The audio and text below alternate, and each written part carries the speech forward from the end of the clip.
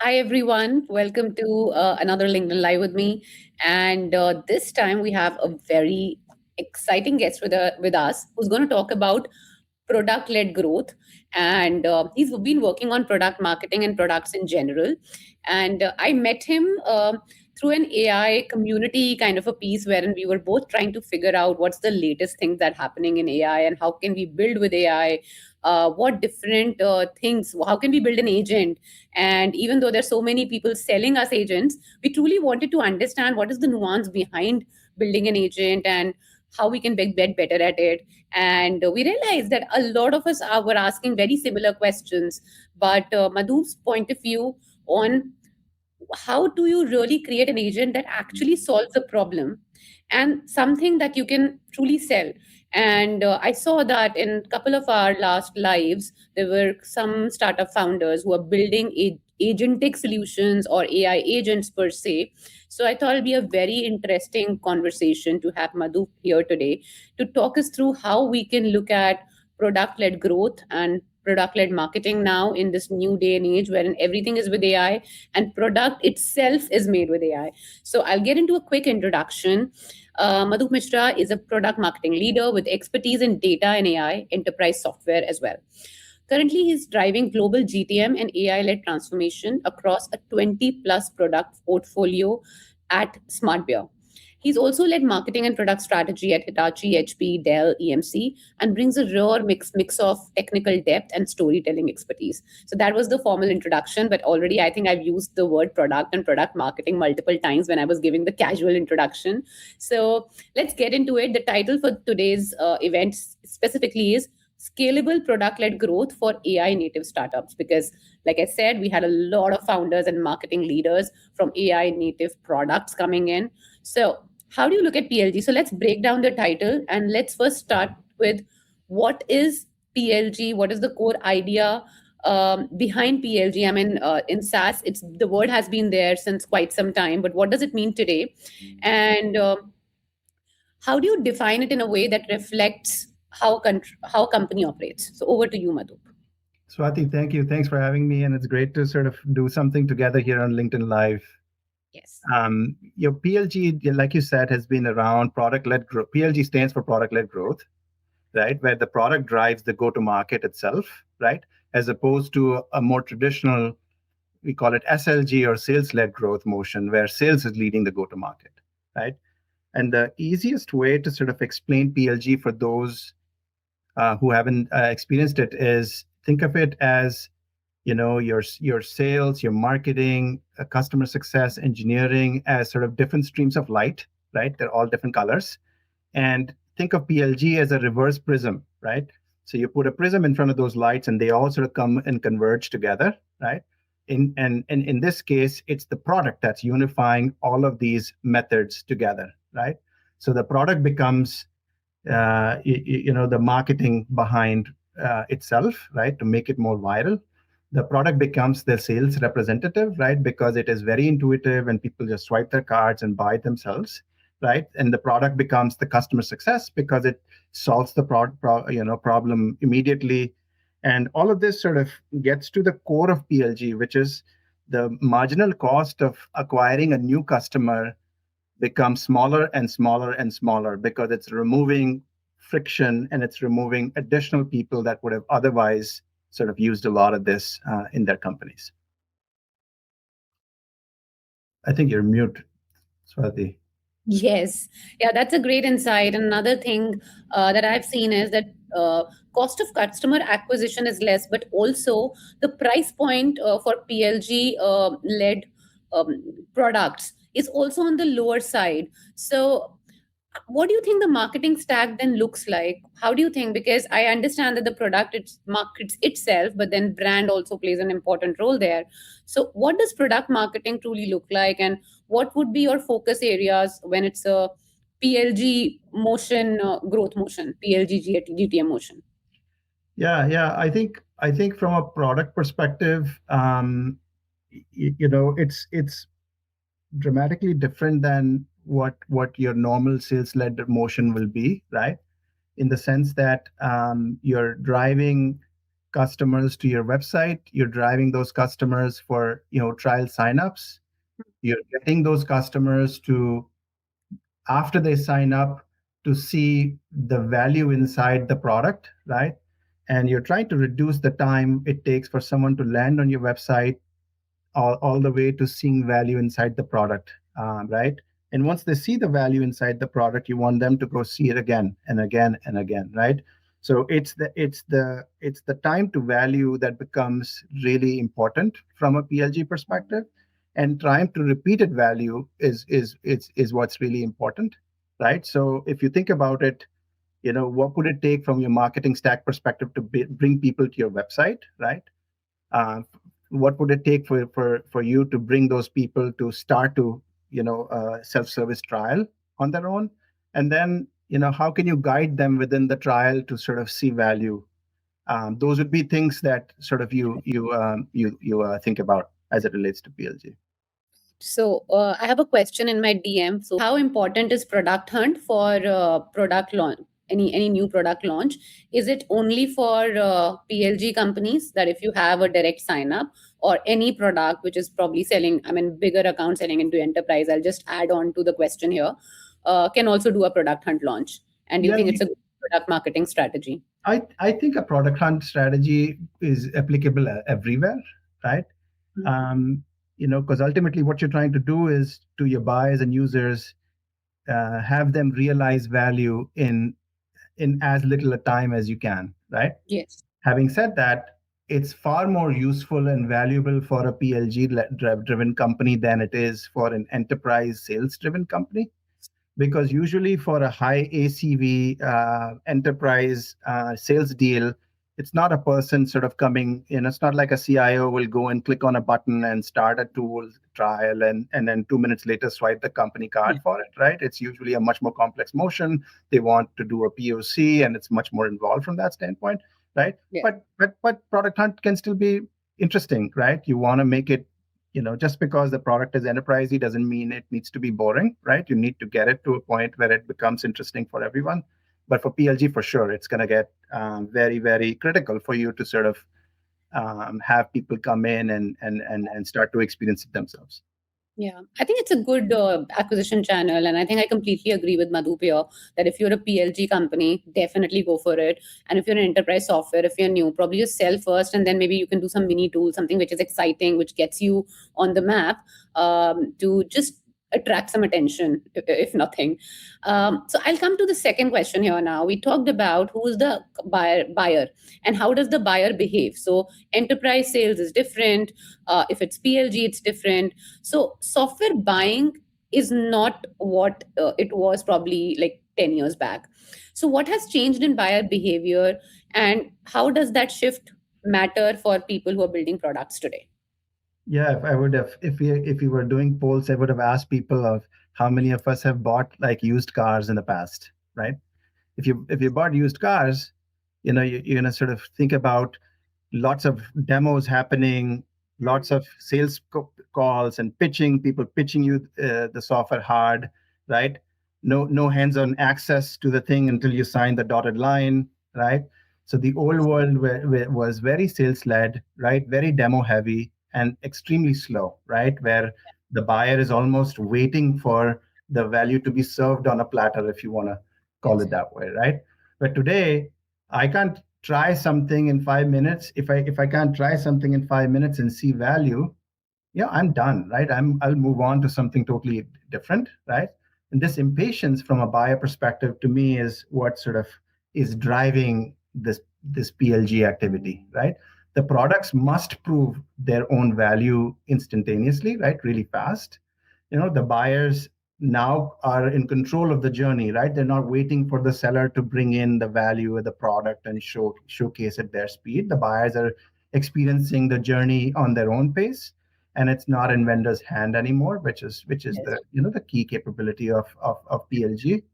And they expect instantaneous access and immediate value, right?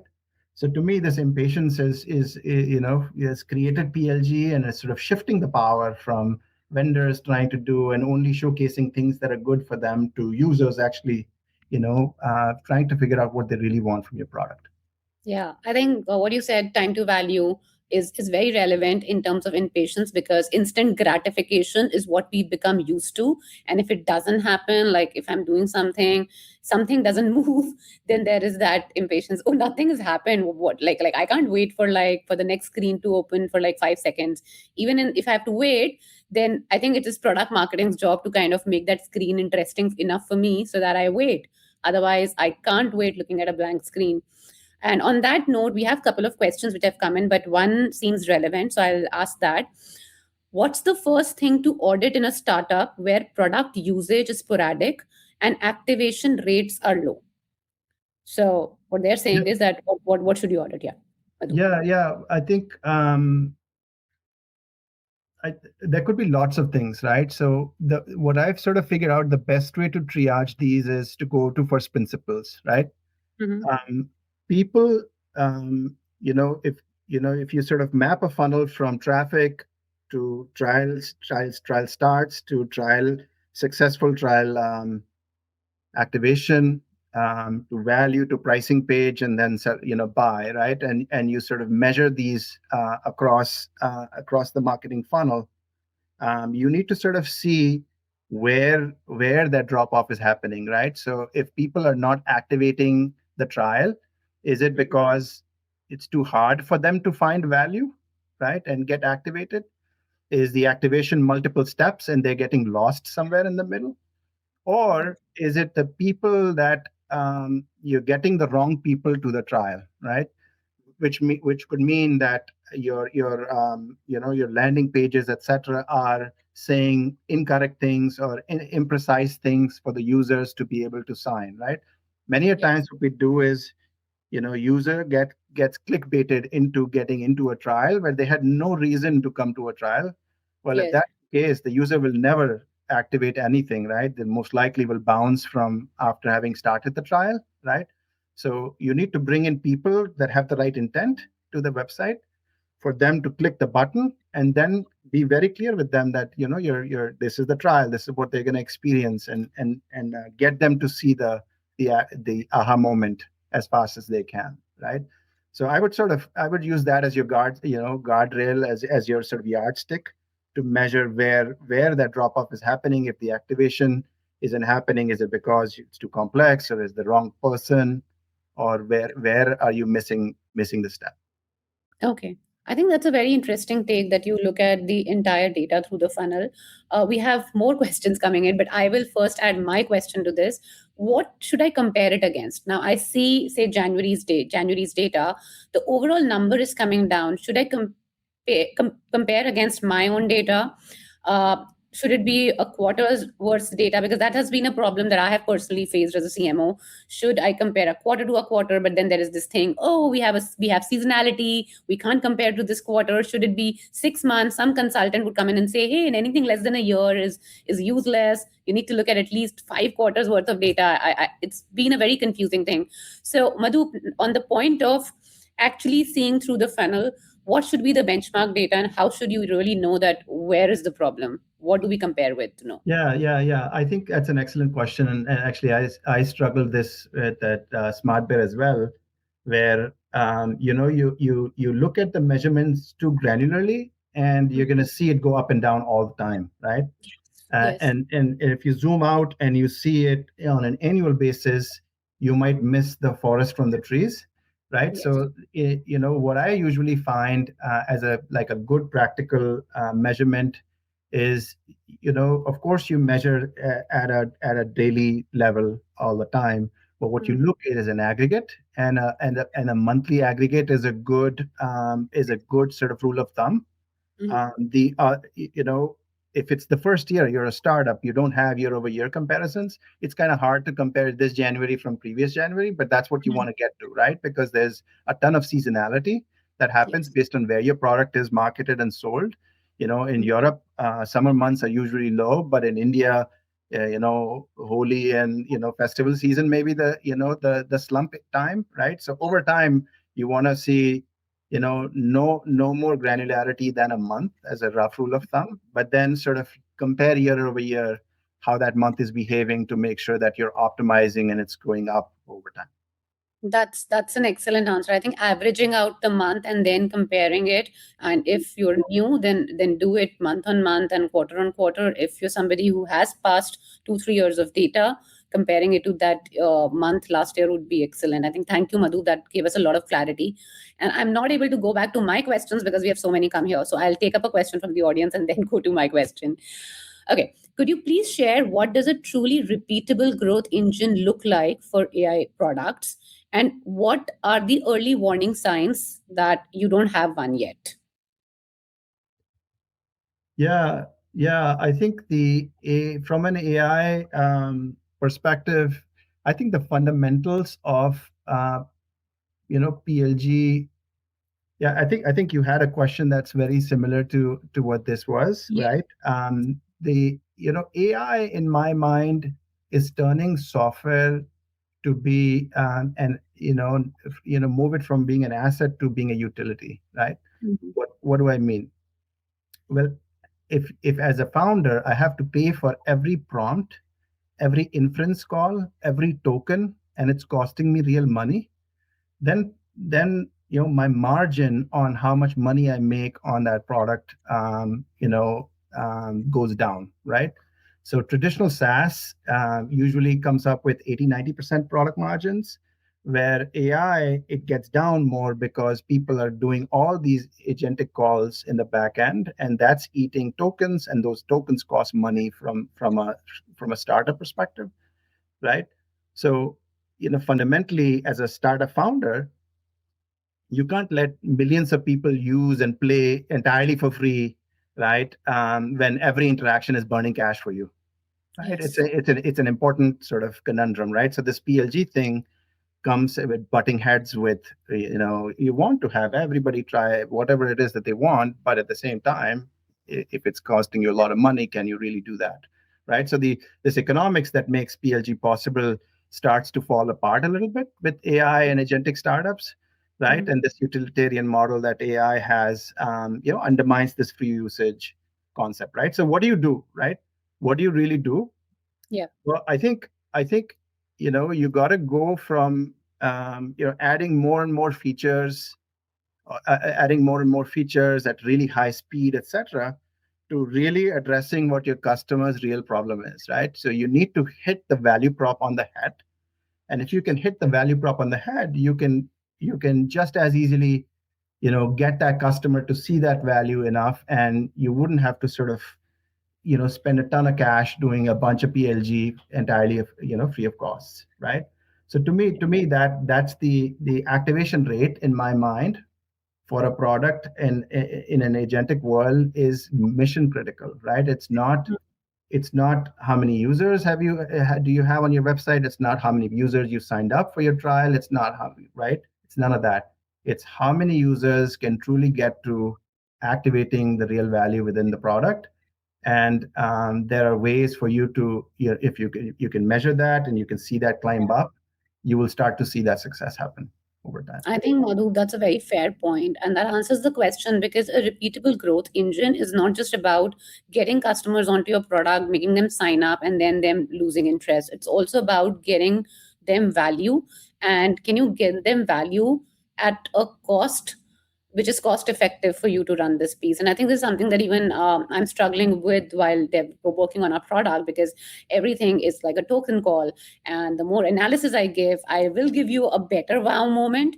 But then again, that wow moment comes at a cost. I'm like, is it worth it? I don't even know whether this customer would convert or not, or would it just go out with this wow moment and come back again with another login for this same wow moment. So that was the question that a lot of so there were two parts to this question. That a lot of Indian companies, we do see in PLG a lot of abuse of subscriptions and logging in and and I've seen that with I can't say that about US, but definitely a couple of Indian firms. You buy one seat and it's multiple users using it. And SEMrush, I've seen SEMrush, poor SEMrush, like kind of like shutting down IDs, and then people are like telling each other. And that happens with a lot of, and with startups it's just difficult to manage that kind of security protocols, that okay, you have one seat, so you're not abusing that. So how do you work out the pricing And is there a cheap guardrail that you can do if you have a per seat pricing? Or is the time to come out of the per seat pricing with AI coming into the picture? Should there be some other pricing structures? So just want to understand these two nuances. I think they're very different questions, but if you could help us understand how should a company structurally look at uh, pricing their customers and probably not losing money even if they're selling a single seat. Yeah. I think between us, I think that misuse of trials and perpetual trials with new sort of Gmail IDs and whatever is a problem that is true for PLG, but even otherwise, right? Mhm. I think what I've seen, where that is, the way one way to sort of clamp it down, just to answer that before we get into the pricing models, is to see if you want to move away from generic emails to using corporate emails, right? So I don't Okay. know, it depends on what product you have. If it is a B2B product, then and somebody's really interested in trying it out, the minimum that they can do is use their company's email for you to sort of close down on this misuse of generic email addresses. That's Mm. one way that I've seen work really well. Now there are downsides to it, right? If you Yeah. restrict it only to those, now your top of funnel has gone down and you don't have as many signups, right? So do you want a few really high intent signups, or do you want lots of signups, hardly any of which actually convert, right? That'll be a trade-off that you have to sort of manage on your own. As it Mhm. as it relates to pricing models, I've seen three pricing models, and they are changing quite a lot, especially with all this cost and utility thing that we've talked about, right? The per seat models for things like Copilot and things like that, right? There are outcome-based models as it relates to agents that's becoming very, very popular. And there is this good old sort of AI-enabled services model that companies have used in the past, right? So let's just get into a little bit detail with each example. Yes. Microsoft 365 has a per seat license, right? And you pay per seat for a user, and no matter how much AI you use with Copilot, doesn't really matter. You pay that amount per month, and that's it, right? So that's a very sort of codified model that I've seen work in the market. Where startups will struggle with this is that you're asking the user to take all the risk with the AI, right? If your AI is crappy, it's not working out, then they have to pay per seat license, even if it's not that good, right? And a lot of times it may be okay for a company like Microsoft, but it may not Mm. be good enough for a startup, right? So something for you to sort of consider, right? This is where an outcome-based pricing model comes in, right? So if you're building agents, an outcome-based model where the software actually must perform the job and get you an outcome for the vendor to get paid is an important pricing model that I've seen many companies starting to use. For example, if you have a support agent or Mm. AI support agent, unless the support agent closes the customer ticket, the vendor doesn't get paid.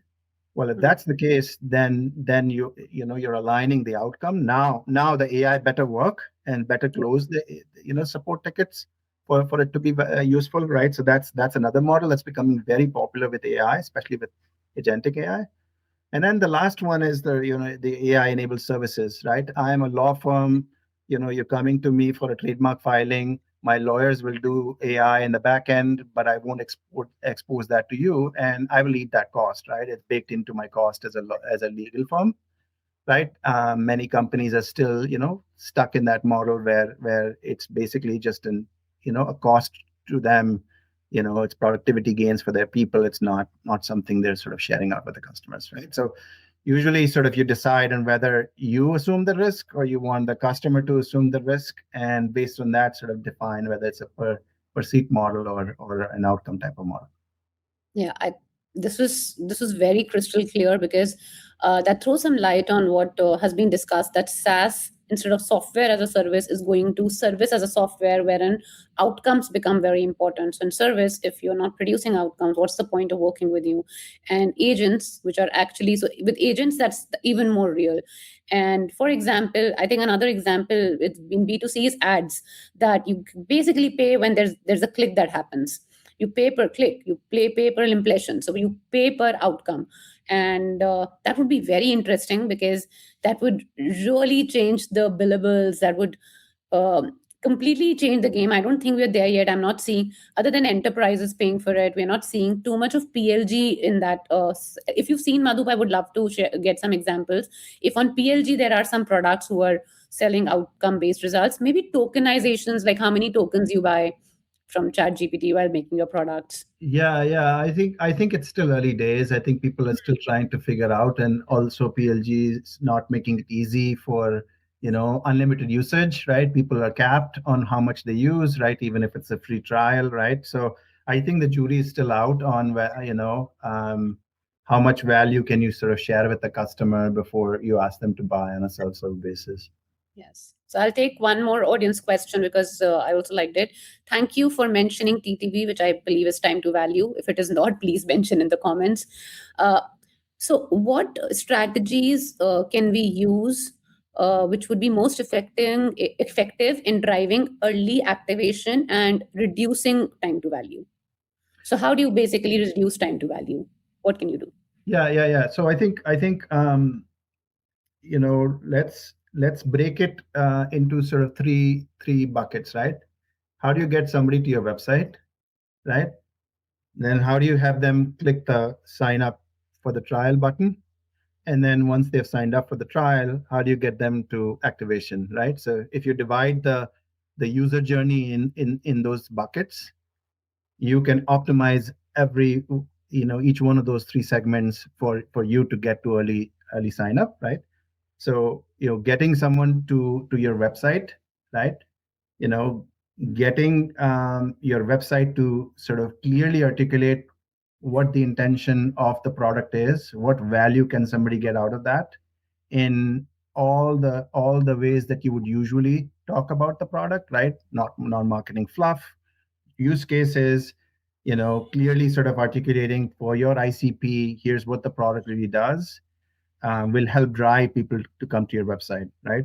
It'll also help you being sort of scored higher in AEO and GEO searches and what have you. Once they are on your website, I see buttons to start trials not being sort of properly placed. Hmm. It's sometimes not clear on whether the button will get a salesperson or an actual trial, right? So being very clear that hit this button to try out the software and see the value in 30 seconds or whatever, right? Make it prominently placed, not just at the bottom of your page, but at the top of the page, right? Would be valuable. Sometimes the sign up process itself, you're asking war and peace on a form, which people will most likely abandon and run away, right? So what's the minimum viable set of fields that you want them to fill out before they can start a trial? If you there are quite a lot of products that will just use your Gmail sign in, if you want to think of it that way, right? Doesn't ask you anything. That's the easiest. Name, company name, email, another one, right? So you need to decide on what that is, and that's the second thing I think you can control. The third one is, once you are in the tool, you need to know exactly what is the aha moment, what is that value moment for your target profile, right? If your product addresses lots of problems, to lots of customers, pick one user that you want to prioritize, and for that user, get them to see that value within 3 or 4 clicks, 5 clicks, 6 clicks, right? Give them in product help to get to that aha moment as fast as they can, right? you know Optimizing that is many experiments, and Yeah. those of us who have done SEO in the past know A/B testing. It's all about A/B testing and getting that customer into sort of seeing that value fast. I believe if you sort of break the journey down in these three ways, and sort of be clear on the experiments you're going to run in each of these segments, you can optimize and get better in each one of these areas, and you will see the activation rate go up. That is So insightful, because you've literally broken it down like a structure for all of us here, that there is outside ecosystem, then there is this transition ecosystem wherein you're making the user go from discovering about you to actually clicking on that trial. And it's a lot to do with design, placement, content, and communicating what the value is and how soon can they get to value. And then within the product also, I mean, you can write all the product docs that you want, but nobody is reading them. So if you can have like an AI chat option that somebody can type and like ask their problems, or just like a navigation. I think this tool, I'm forgetting the name of the one, that tool, but it basically gives you like a 1 2 3 4 5. So even if you don't get started on the product. There's lots of tools. Amplitude is one of them, and Pendo is another. Used to be it in in context modals that will help you sort of see the 5-step process to get you to value, right? Yes, Anyway, exactly. as a founder, you need to know what the value is for you to sort of show it to your customers, right? So if you don't know what that is, well, guess what? Your customers are not going to get it, right? So make sure you know it, and then show it to your customers. And prioritize the wow moment, because I mean, as a founder, that's another problem, that you feel everything is amazing, I have these 10 features and everything is so cool. But no, you need to understand that what are the main thing that would really impress them once they get in. Oh, I see this, great. Ease them in. I think that is also very important. You get make it too complicated, it gets difficult. We're on time already, so I'll want to end this with one last question, that making software has also become very cheap. And I had a lot of questions around vibe coding and everything, but we can't get there because we're on time.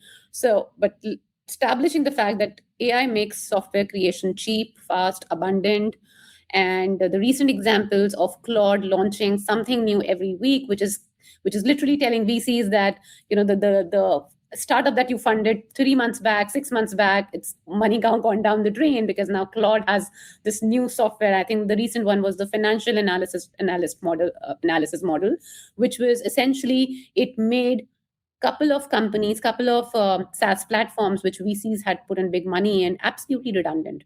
So how do you look at what makes you scarce? What can make you truly stand out in 2026 as a product marketer who's been building product, and this is a new age and era that we are entering? What's your advice to product creators today? Yeah, yeah, no, I think this vibe coding thing is like totally changing the world for sure, right? And I feel like as developers, we don't spend as much time implementing code. It's basically verifying whether it's working or not, architecting the things, etc., right? So, if AI is making software development cheap and applications, abundant, and there are like hundreds of thousands of applications popping up everywhere, I think it's a very important question on what does it really mean, right? What would be the scarce resource? And I think it comes down to trust and judgment, right? In my mind, I know it sounds like a cliche, right? Where literally anybody can build an app in a matter of seconds. The ability to know what is actually worth building, right? Is it worth building? Can somebody vibe code it in 5 minutes and your entire value prop is gone, right? What's your moat as it relates to that is important, right? So use your strategic judgment on whether it's worth building. Use your sort of judgment in terms of whether you trust it, right? Whether what AI is giving you is trustworthy. Is it safe? Can it be used? And safe is a really important thing with AI these days, right? People are very, very skeptical with sharing their, logins and your entire sort of digital history with AI agents only to get marginal value from it, right? So to me, I think these are going to be very important in terms of what becomes important, right? So as you're prioritizing building apps, make sure that you're building something that's will solve real problems for your customers. Make sure that you will trust that app with your data, and you're asking customers to do the same, right? It's safe, and it can't be replaced by some vibe coded application in a short period of time.